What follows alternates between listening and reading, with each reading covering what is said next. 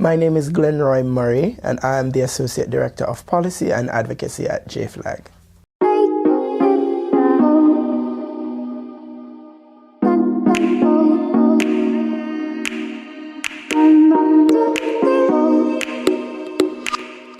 It is interesting. I've been in activism in a way since I've been young. I mean, I've always had an issue with the way younger persons in my family were treated, almost like little servants.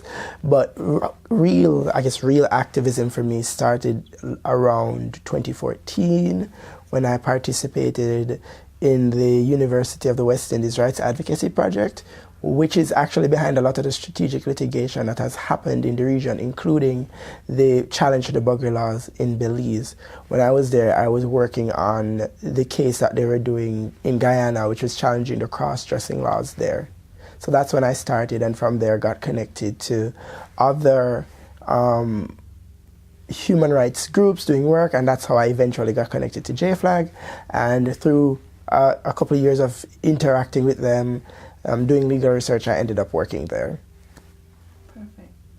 Okay, so to many people outside of the Caribbean, I would say, and even within the Caribbean, Jamaica is a paradise.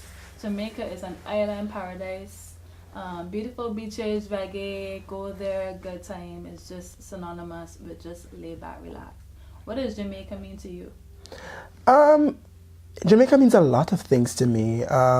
It's a paradise in many ways. Like many people think, it has those beaches, it has wonderful sights to see. I mean, I went to, what's it called? I went to Coco Jams, but that's not what I'm talking about. It's this adventure park, and you do a bunch of things, including ATV riding, and I was so scared to go on an ATV, and I was like, and then I found out I could actually do it well at the ATV, and I was thinking, oh, I could be in a biker gang. But yeah, Jamaica has a lot of wonderful sights, and I love my culture so much. I love our language so much. It's so rich. I was talking to Kai Miller, who is a Jamaican author, a pretty famous Jamaican author actually, and he teaches here in England.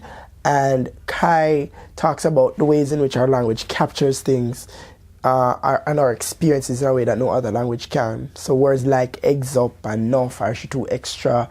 You know, there are those different words that we have that capture Jamaican essence and just how we relate to music forms like reggae and dancehall. There's no other way to exist in a musical space that is truly authentically Jamaican than being in a street dance or any other dancehall party, because the music just has this power in a sense. You know, it's very weird to talk about it like that, but it has this power over you, and you just know when you're in a dancehall space that it's authentic. It has the right flow, the right kind of vibe, and you do everything that the dancehall artist tells you to do within the dancehall space, and you enjoy yourselves and connect with it in such a way. So for me, Jamaica and its cultural realities have its own beauty and cadence. Even the swear words are beautiful, and the way we argue with people has its own sense of beauty. But on the flip side, Jamaica has a lot of problematic features of our culture. We don't do well with persons with mental health issues. We don't necessarily do well with persons with disabilities. And we don't do well a lot of times with people who are poor, women. We've been struggling and finally reach a place where we've done better with persons who are Rastafarian.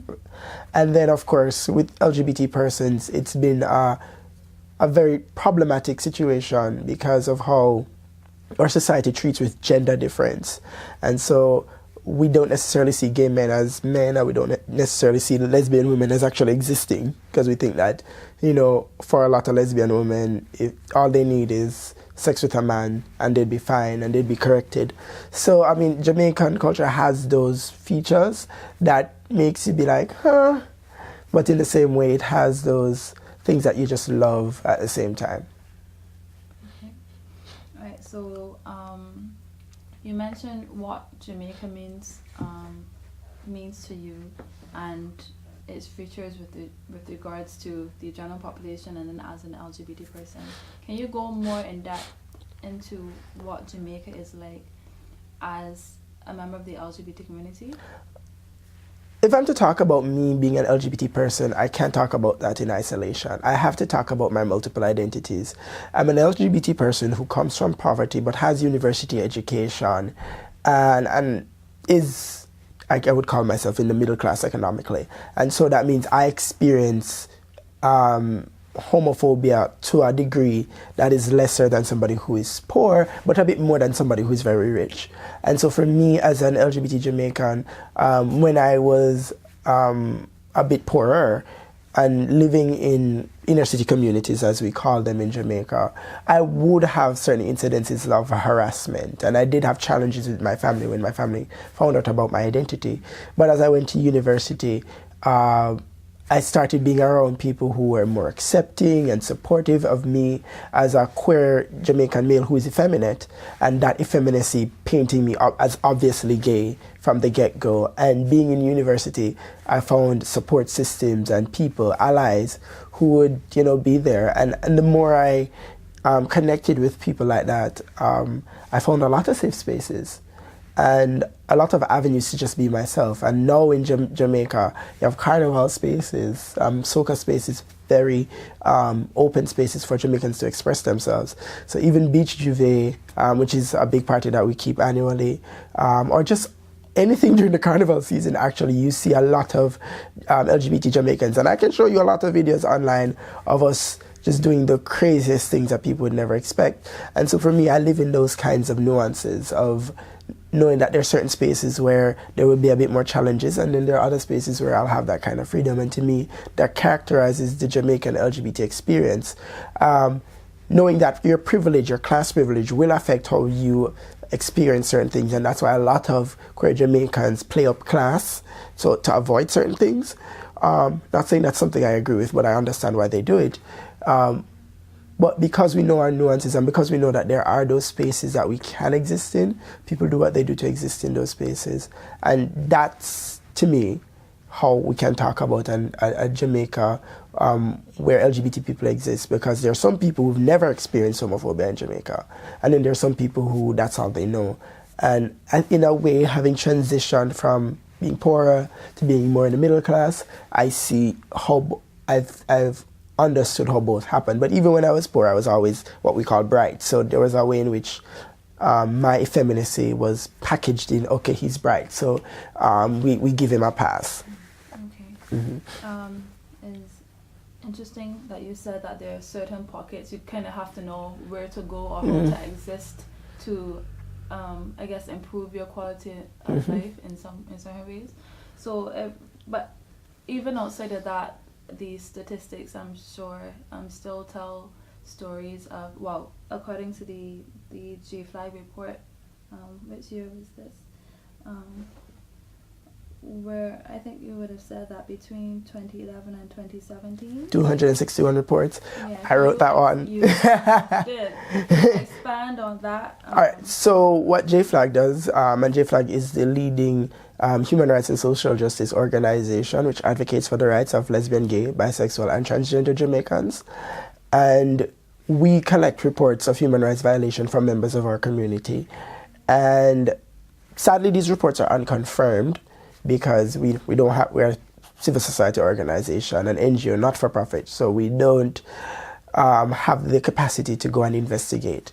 But we do get unconfirmed reports of different things happening to people, including violence, displacement, robberies, targeted robberies, arson in certain cases, and sometimes sexual violence as well, of people who are members of our community experiencing this.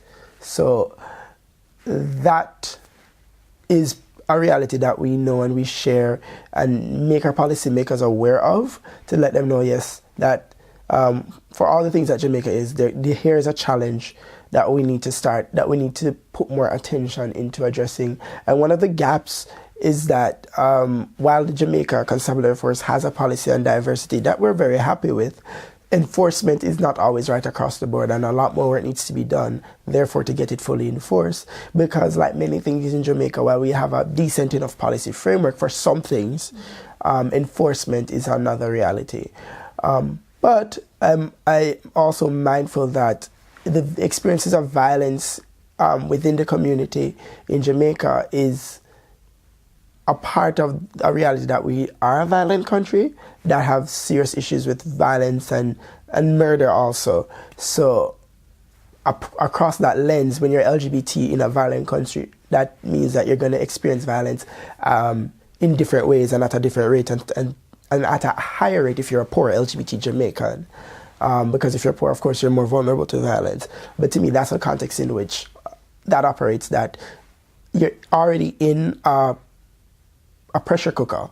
And when you add poverty and a marginalized status to that, it makes things even worse. Yeah, between 2011 and 2017, we received 261 reports of human rights violations of LGBT Jamaicans, and over 100 of those were related to attacks, violent attacks, physical attacks. And then we had a lot of cases of verbal harassment. We had over 20 cases of displacement with violence. So persons were removed from their homes violently. So yeah.